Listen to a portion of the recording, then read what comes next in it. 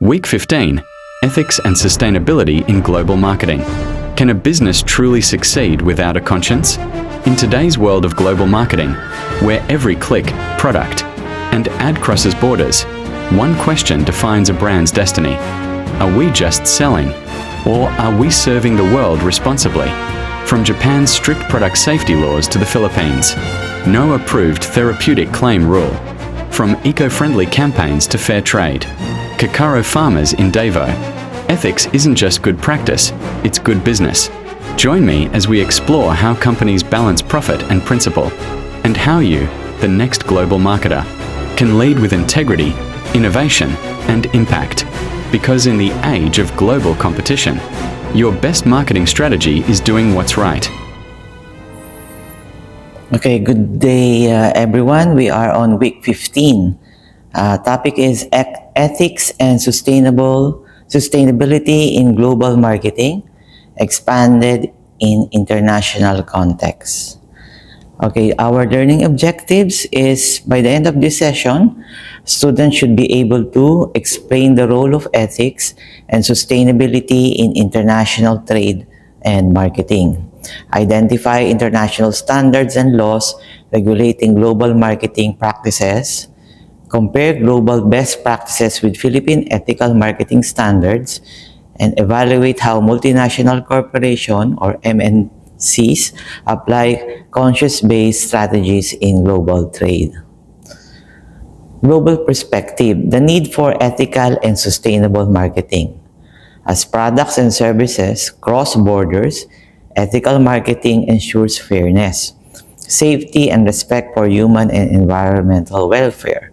In the global marketplace, what is legal is not always ethical. Hence, the rise of international standards promoting consumer protection, environmental stewardship, and corporate integrity. So, what is this all about? Sometimes, when you run a business, everybody, more or less, some of you might experience running a small business, especially an online business, and your resources are, is very limited. So what happens now is you try to make the most out of every buck, they say, and produce a profit. But sometimes the practice now is, or there is some ethical issues. For example, some companies, they only hire workforce, add additional manpower during peak season, and try to lay off or try seasonal employment. Now, what if, for example, one employee is really excel on the job, and he really needs this job to put food on the table? But what happens now, because it's only a seasonal employment, even if he gives his best, his effort, every day he comes on time, and his output or efficiency is really what? Is really outstanding. Never been late, never been absent. But because of the law, he could never be what? Be a regular employee in spite of all his what? His effort. So why? What's the reason for that? Because the business should also is a profit-oriented company. So if the business does not experience a surge in demand for a product service that he is selling, then there is no need for additional manpower. So that's within the law, within a good business philosophy, the company is doing right. No, there's nothing wrong with it. But somehow it's unethical, because what if the employee did give its best, and why is not he is being rewarded? But the law is the law. Another is being paid minimum. As long as the company pays the minimum wage, the company is not violating any law or is not liable for anything. But sometimes the minimum wage is barely not enough to pay for the basic necessities, to have a decent living. Sometimes even the basic minimum wage required by law to be given to the employee. But if the company is following that, paying the employee the basic minimum wage, then the company is not mandated or not liable to pay additional benefit. But somehow it's unethical because the employee is giving everything it can to the company 8 hours in a day or more, 9 hours. But still, the benefit or the wage that is given is not enough to cover his basic needs. Again, it is legal but somehow unethical. So these are some of the examples why there is this ethical issue even if the company is doing within the framework of the within legal framework. No, that's the issue. Now, as a company goes global, there is also some issues regarding ethical practices, even if it is within the legal framework or agreement. So this is what we are going to discuss. Okay? So, important international marketing related laws and standards. So we will discuss important international law or agreement that is signed by a lot of countries. No? Example, the WTO or the World Trade Organization. Technical Barriers to Trade Agreement or the TBT Agreement. So what is this? It ensures product safety and labeling standards without discrimination. Example, Japan and EU require safety certification before import. So before the country of Japan and EU gets goods from other countries, they require safety certifications before import. In the Philippines, okay, the Philippine product must meet Japan's product safety mark or the PSE before it is exported to that country. Another agreement is the ISO 14001 or the Environmental Management System. It is a global certification for companies reducing environmental impact. So in global application of this, Toyota and Unilever use ISO 14001 to manage waste and emission. In the Philippines, local firms like San Miguel Brewery and Petron adopt ISO 14001 standards. Okay? OECD guidelines for multinational enterprises, the cooperation economic development countries. No? Ethical conduct for global firms. That is transparency, labor rights, and anti-bribery. So this is about ethical conduct for global firms. No, so around the globe, Starbucks and Nestle adhere to these standards. In the Philippines, subsidiaries of MNCs, multinational companies like Procter & Gamble, Philippines follow OECD Code of Conduct. Then we have the UN Global Compact of 2000. So what is this? This is the 10 principles for human rights, labor, environment, and anti-corruption. Around the globe, we have Adidas, Shell, and Jollibee Foundation align CSR with this framework. In the Philippine context, and this encourages Philippine companies to commit to sustainable and ethical goals. EU General Data Protection Regulation or the GDPR. So it protects consumers' data privacy in digital marketing. Around the globe, we have companies like Facebook and Google follow strict consent-based marketing in the EU. In the Philippines, we have a law that is Data Privacy Act of 2012 or RA 10173, modeled after GDPR. Now, we have another one, agreement. We have Japan's Consumer Product Safety Act. So, what is this? It regulates product labeling, recalls, and importers' responsibility. So, around the globe, imported toys, food, or cosmetics must undergo Japan Industrial Standard JIS testing before the country imports them. Okay? In the Philippines, Philippine exporters must comply with JIS to avoid recall or import ban. Okay. Now let's go now to the global best practices in ethical and sustainable marketing. Here are 10 global best practices aligned with international framework and local adaptation in the Philippines. So what is this? This is a universally accepted best practices in ethical and sustainable marketing. Number 1, I know you heard of this, no? Truth in advertising. So what does it mean? Ad must not mislead consumers. Like in the United States, we have the FTC, and in the UK, they have the ASA. In the Philippines, it's sometimes you see this kind of label, no approved therapeutic claims label in the Philippines. In supplements, health supplements, there must be this phrase, no approved therapeutic claim. So it means that what is not indicated in the label, for example, is not to be to be believed in. So next is, what I mean is, consumer should not put any additional framework or narrative about the benefits of the product.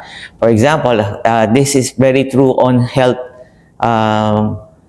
supplements. No, for example, they say it aids in helping people with asthma, getting strong bones, eyesight, like, and everything is there. But on the end, there is a phrase that is no approved therapeutic claim. So it is not tested. Next one is environmental packaging.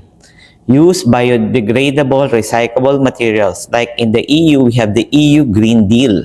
In the Philippines, we have SM, Robinsons, and Ayala Malls enforce plastic bans.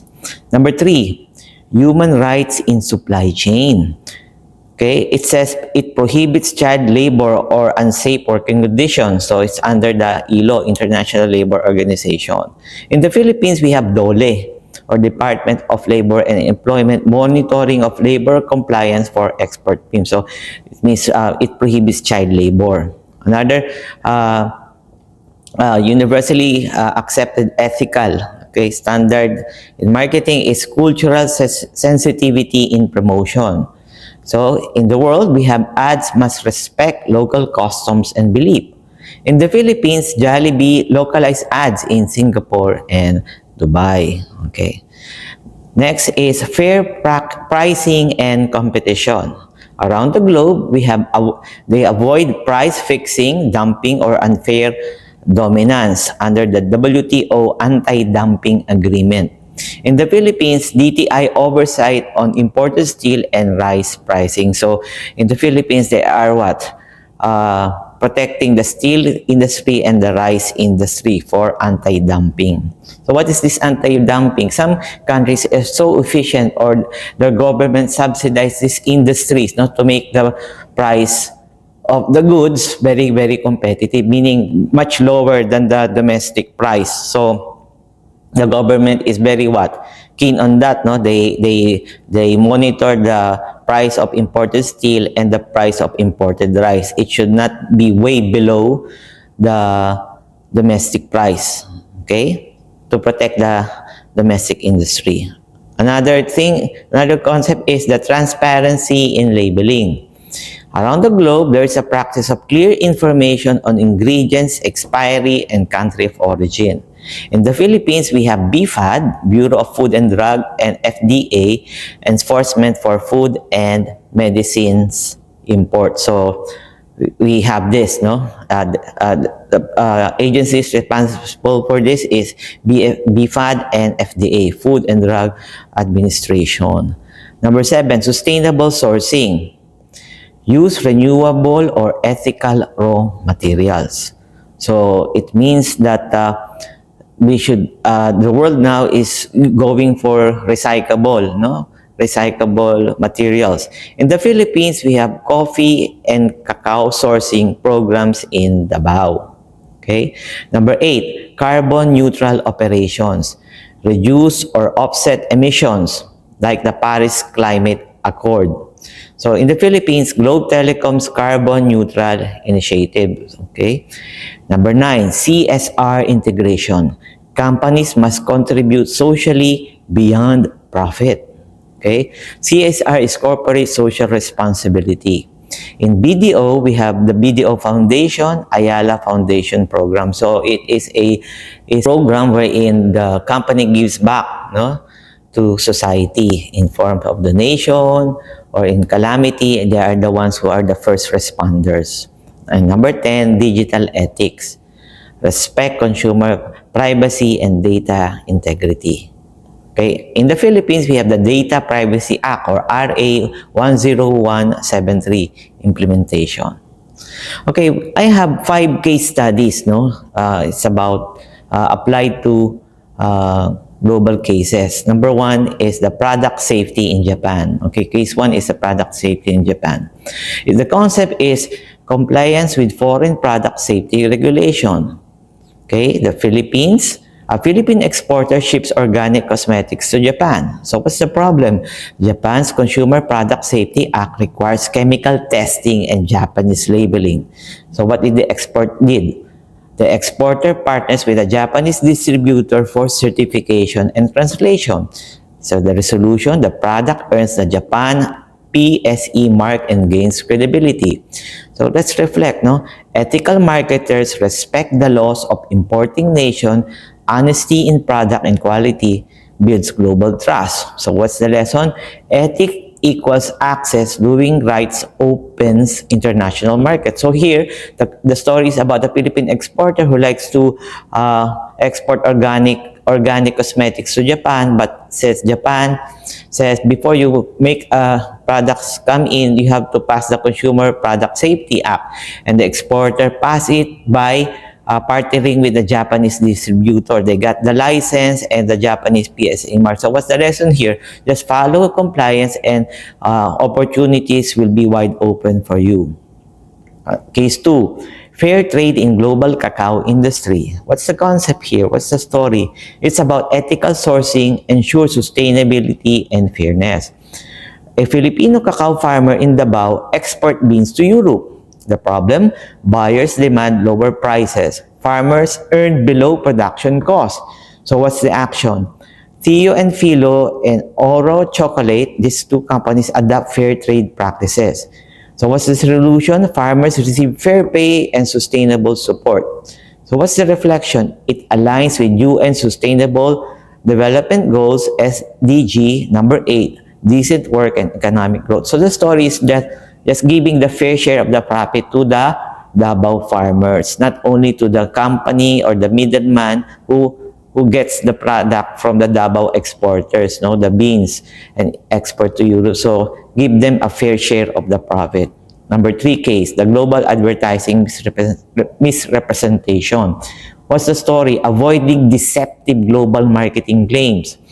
The story revolves around a US-based beverage brand promotes a 100% natural drink, no, quote unquote, globally. The problem, the test reveals artificial additives were used. No, European Union bans the ad. So the ad says, because the ad says 100% natural, but it proves otherwise. So what's the action? The brand issues public apology and reforms labeling. The resolution, consumers regain partial trust after transparency campaign. Let's reflect, no? It aligns with OECD consumer protection guidelines. Truth builds long-term reputation. So there's a couple who say, makes a public apology, so it's not 100% natural drink. Only they add a few, no? Or flavoring. But it rebounds positive to them, no? Consumers partially trusted the brand. Okay, case 4. Sustainability, reporting in global firms. What's the story? Transparency in environmental impact and governance. So the story revolves around Unilever releases annual sustainability reports to worldwide. The problem, high carbon emission in Southeast Asian operations. So the action, what did Unilever did? Transition to renewable energy and zero waste factories. So what's the resolution? They earned the ISO 14001 certification and the UN Global Compact recognition. So Unilever pivot and check and their operations so that it will not have any high carbon emission in Southeast Asia operation. In return, they earn the ISO 14001 certification and the UN Global Compact recognition. So what's the lesson here? Ethical sustainability attracts global investors and customer loyalty. And the last case, digital ethics and data privacy. So what's the issue here? Protecting consumer information in international marketing. What's the setting? A Philippine travel agency markets to EU tourists. The problem? Customer data collected online without consent. So that's a problem. So what the company did? The company updates website with consent check boxes per GDPR.